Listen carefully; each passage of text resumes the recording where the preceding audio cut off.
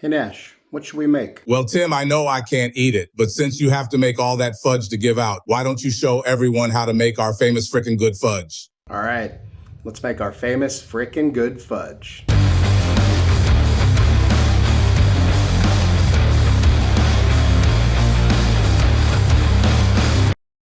It's the holiday season, and as far back as I can remember, my dad has always made his version of fudge, which, based on our last name, we ended up calling Frickin' Good Fudge. So that being said, he would always make it for friends, family, neighbors, clients, and everybody loves it. They start to expect it. So when I decided I was finally an adult at some point in the last, I don't know how many years, I started making it too. Now here's the thing, there's plenty of fudge recipes, and this recipe makes just a few tiny changes that make a huge difference. So today, we're gonna let you in on the secret and show you how to make Frickin' Good Fudge. So buckle up and let's go.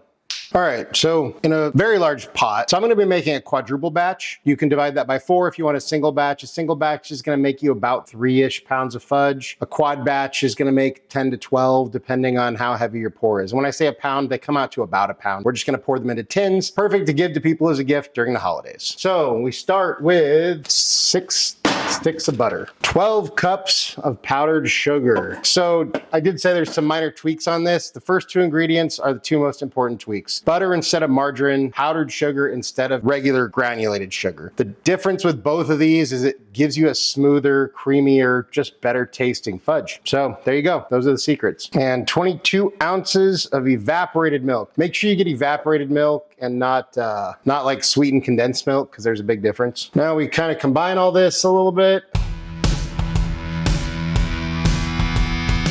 Yeah, so that 22 ounces, in case you're making a single batch, would just be 2/3 of a cup.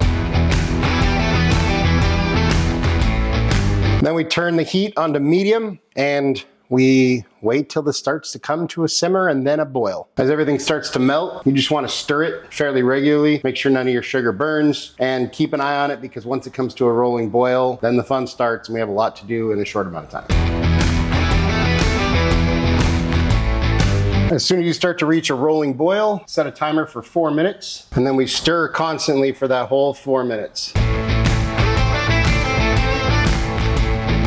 At this point, once you're boiling, you can turn your heat down a little bit. You can see I have a little bit of, there's some of those little brown chunks. That just means some of the sugar burned. A little bit's not a big deal, so don't worry about it. But we try not to get any of those.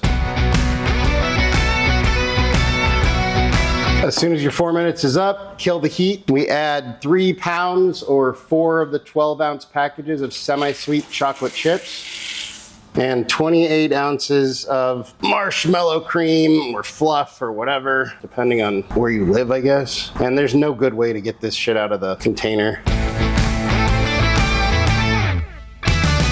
So this is essentially 4 of the small containers or 2 of the large containers. The small containers are 7 ounces. The large ones are 13, which is so stupid, but whatever.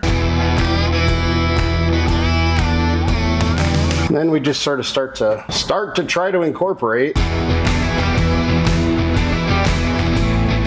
Sometimes I find using a whisk actually helps with this part. And then at this point, we add 4 teaspoons of vanilla and 4 cups of chopped walnuts. Stir that in. In some lightly greased serving tins, we just pour it in. There's no real clean way to do this one either. So obviously you could leave the nuts out if you so prefer, or if you have someone in your family or someone you're giving it to that has a nut allergy. The other thing you could do, and this is my personal favorite, is take a giant jug of peanut butter, chunky or smooth, either one, and instead of the nuts at the end, I just put this whole thing in there, and it comes out tasting almost exactly like a Reese's peanut butter cup. Delicious. But anyways, once your fudge is poured in your tins, we just, you can cover them loosely, or depending on if you have somewhere you can leave them, you don't have to cover them. Yeah, we're just gonna let these cool and let them set up. And there we have our beautiful Frickin' Good Fudge.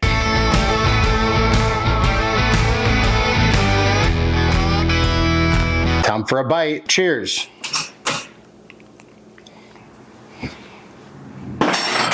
I mean, I've had this fudge a million times. It never misses. It's so freaking good. Everyone loves it. Pretty easy to make. I mean, it takes a little while, but you can make, if you make the quad batch, you can make a lot. So you can give it to a bunch of neighbors, friends, colleagues, clients, whatever. And it's always a huge hit. People do absolutely love this stuff. So 10 out of 10 would highly recommend. And, you know, make it for yourself. Although try to, if you're making a bunch and giving it away, give it away quickly because it tends to disappear sometimes if you keep it around. So yes, definitely go make this. We can't see what Nash thinks because chocolate's poison to dogs, but let's just see if he has any thoughts for us. Hey bud, how you doing? I know you can't have the fudge and I'm sorry, but it was your idea to make it on camera. So thanks for that. Thanks for being so selfless, bud. But hey, here's a piece of salami for our next recipe. You have any thoughts? As delicious as I'm sure that fudge is, I kind of like not being dead. Thanks for the salami, though. Anything you want to say to your fans? Wat je zegt ben jezelf, met je kop door de helft. I didn't know you spoke Dutch. I'm Belgian Malinois and Weimaraner, so I speak Dutch and German. There's a lot you don't know about me. I approve. Nash didn't have a chance to because we don't want to kill him. And hundreds of people around the country that eat this fudge every year approve. So I highly recommend you give it a shot. Go out and make some. Give it away as a present. People will love it. Thank you so much for watching. It really means a lot to us. Love you all. If you wouldn't mind taking a second to like, share, and subscribe, that'd help us out. Mean a lot. If you want notifications every time we drop a new video, go ahead and hit that notification bell. If there is anything you want me to make, you want me and Nash to taste that doesn't have, you know, chocolate or, well, if it's got onions, we'll just leave it out. Or I'll use jalapenos instead, like I always do. Anyways, go ahead and drop that in the comments if there's anything you want me to make, or head over to our website, timschaoskitchen.com. Send us a message there. And hey, just remember, cook more, eat better, embrace the chaos. That's it for now, folks. Happy holidays. Until next time, peace.